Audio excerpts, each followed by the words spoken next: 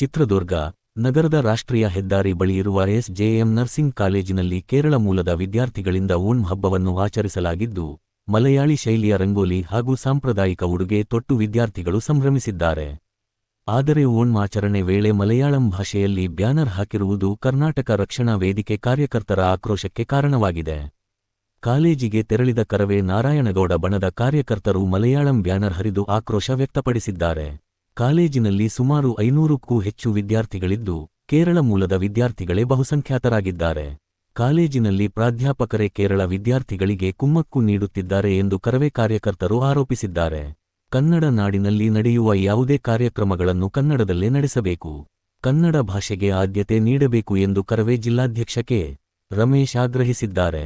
ಈ ವೇಳೆ ಮುರುಘಾ ಮಠದ ಆಡಳಿತ ಮಂಡಳಿ ಸದಸ್ಯ ಬಸವಕುಮಾರ ಸ್ವಾಮೀಜಿ ನರ್ಸಿಂಗ್ ಕಾಲೇಜಿಗೆ ಭೇಟಿ ನೀಡಿ ಕರವೇ ಕಾರ್ಯಕರ್ತರನ್ನು ಸಮಾಧಾನಪಡಿಸಿದರು. ಕನ್ನಡದಲ್ಲೇ ಕಾರ್ಯಕ್ರಮ ನಡೆಸುವಂತೆ ಕಾರ್ಯಕರ್ತರು ಸ್ವಾಮೀಜಿಯವರ ಮುಂದೆ ಪಟ್ಟು ಹಿಡಿದರು. ಓಣಂ ಆಚರಣೆಯ ನೆಪದಲ್ಲಿ ಕನ್ನಡ ಭಾಷೆಗೆ ಧಕ್ಕೆಯಾಗಬಾರದು ಎಂಬುದು ಕರವೇ ಕಾರ್ಯಕರ್ತರ ಒತ್ತಾಯವಾಗಿದ್ದು, ಘಟನೆ ಇದೀಗ ಚಿತ್ರದುರ್ಗದಲ್ಲಿ ಚರ್ಚೆಗೆ ಗ್ರಾಸವಾಗಿದೆ.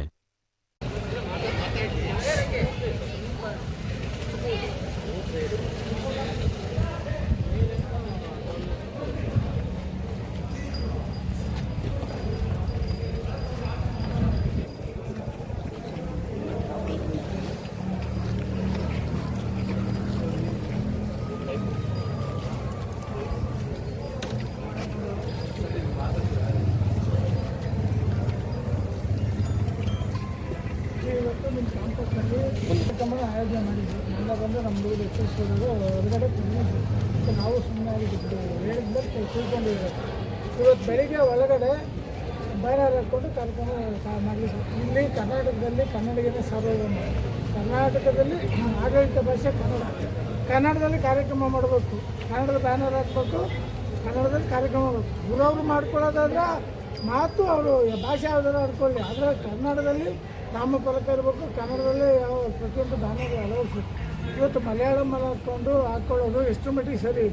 ಇಲ್ಲಿ ಕರ್ನಾಟಕದಲ್ಲಿದ್ದು ಕನ್ನಡಿಗರಿಗೆ ಆದ್ಯತೆ ಕೊಡದೆ ಹೋದರೆ ಮುಂದೆ ನಮ್ಮ ಕನ್ನಡದ ಅಸ್ತಿತ್ವಕ್ಕೆ ಧಕ್ಕೆ ಬಂದಾಗುತ್ತೆ. ಸೊ ತಾವುಗಳು ದಯಮಾಡಿ ತಿಳಿದಂಥವ್ರು ಗುರುಗಳು, ನೀವು 4,000 ಜನಕ್ಕೆ ಬುದ್ಧಿ ಹೇಳ್ತಕ್ಕಂಥವ್ರು ನೀವಾದರೂ ಕೂಡ ಈ ಕ್ಯಾಂಪಸ್ಸಲ್ಲಿ ಯಾರು ಇಲ್ಲಿ ಅಧಿಕಾರಿಗಳು ತಪ್ಪು ಮಾಡಿದ್ದಾರೆ, ಮುಂದಿನ ದಿನಗಳಲ್ಲಿ ಈ ತಪ್ಪು ಆಗಬಾರ್ದು, ಆಗದೆ ಥರ ನೋಡ್ಕೊಳ್ಳೋದು ನಿಮ್ಮ ಜವಾಬ್ದಾರಿ. ಇದು ನನ್ನ ಈಗ ಒಂದು ಮನವಿ ಅಂದ್ಕೊಳ್ಳಿ.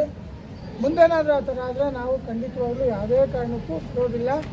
ಅದಕ್ಕೆ ಅವಕಾಶ ಕೊಡಬೇಡಿ ದಯಮಾಡಿ ಅನ್ನೋದು ನನ್ನ ಆಗ್ರಹ.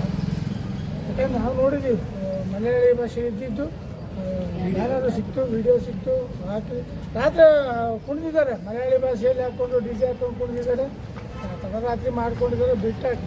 ಇವತ್ತು ಬೆಳಿಗ್ಗೆ ಸಹ ಮತ್ತೆ ನೋಡಿದಾಗ ಇದ್ದಾಗ ನಮಗೆ ಬಿಟ್ಟು ಇಡ್ಲಿಕ್ಕಾಗಲ್ಲ. ಯಾಕೆ ನಮಗೆ ಬೇರೆ ಕನ್ನಡಿಗರು ಪ್ರಶ್ನೆ ಮಾಡ್ತಾರೆ. ಆಮೇಲೆ ಇಲ್ಲಿ ಇನ್ನೊಂದು ದೂರಿದೆ ನನಗೆ, ಕನ್ನಡದ ಹುಡುಗರಿಗೆ ಮಲಯಾಳೀಸು ಮಾತಾಡಲಿಕ್ಕೆ ಬಿಡಲ್ಲ, ಅವ್ರನ್ನ ಎದುರಿಸ್ಕೊಂಡಿದ್ದಾರೆ ಅನ್ನೋದು ಒಂದು ದೂರಿದೆ.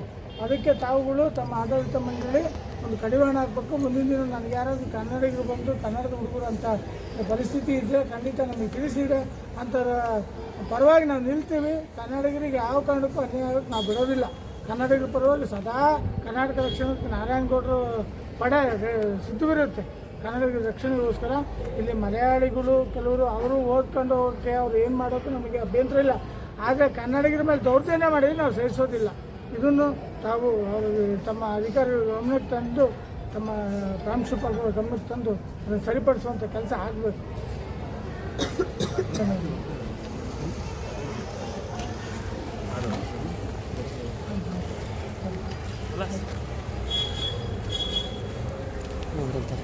ಸರಿ ಮಾಡಿ